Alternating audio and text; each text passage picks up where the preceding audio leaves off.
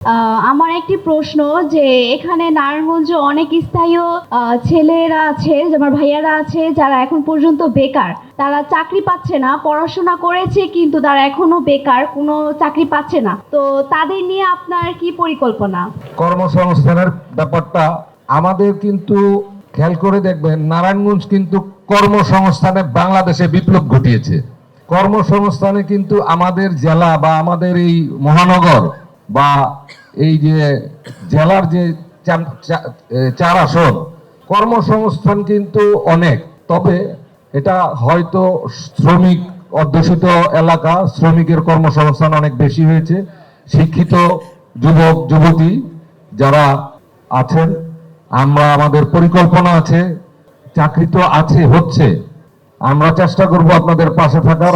আমি একজন উদ্যোক্তা হিসেবে আপনাদের পাশে থাকার চেষ্টা করব। বা বৃহত্তর ব্যাপার হয়েছে, আমরা স্বপ্ন দেখি দিনের বেলা, আমরা রাতে স্বপ্ন দেখি না। আমরা স্বপ্ন দেখি ওই স্বপ্ন যেই স্বপ্ন ঘুমাতে দেয় না।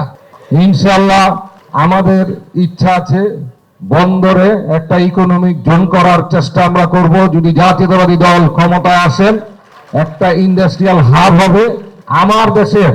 আমার এই নারায়ণগঞ্জের মানুষ যারা আমরা মানে এই 5-এর নাগরিক, আমি 5 নিয়ে কথা বলি, এই নাগরিকরা বাইরে যাবে না, এই নাগরিকরা এখানেই তাদের কর্মসংস্থান হবে ইনশাআল্লাহ। তো আমার প্রশ্নটি হচ্ছে যে আমাদের নারায়ণগঞ্জে মাদক, সন্ত্রাস, চাঁদাবাজ মুক্ত নারায়ণগঞ্জ গড়ার জন্য আপনার জিরো টলারেন্স নীতি প্রয়োগ কিভাবে হবে, এবং যদি অপরাধী আপনার নিজের দলের কেউ হয় তখন আপনি কি ব্যবস্থা নেবেন?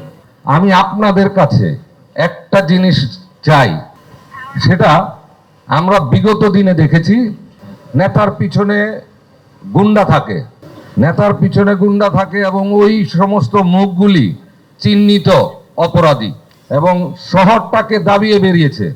আমরা ভবিষ্যতে আপনাদেরকে বলবো যে আমি যদি যোগ্য হই আপনি আমাকে নির্বাচিত করেন, আমি যোগ্য না হলে আপনি আপনার ভোট দিয়ে যোগ্য লোককে নির্বাচিত করুন।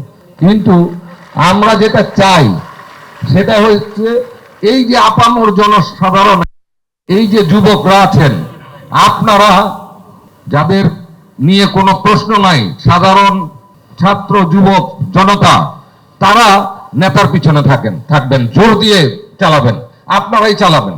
কিন্তু পিছনে কোনো এই যে কোনো সন্ত্রাস থাকবে না। আপনাদের শক্তিতে বলিয়ান হই আপনাদের প্রতিনিধি যাকে আপনারা সংসদে পাঠাবেন, সে কাজ করবে, এই স্বপ্ন আমরা দেখি।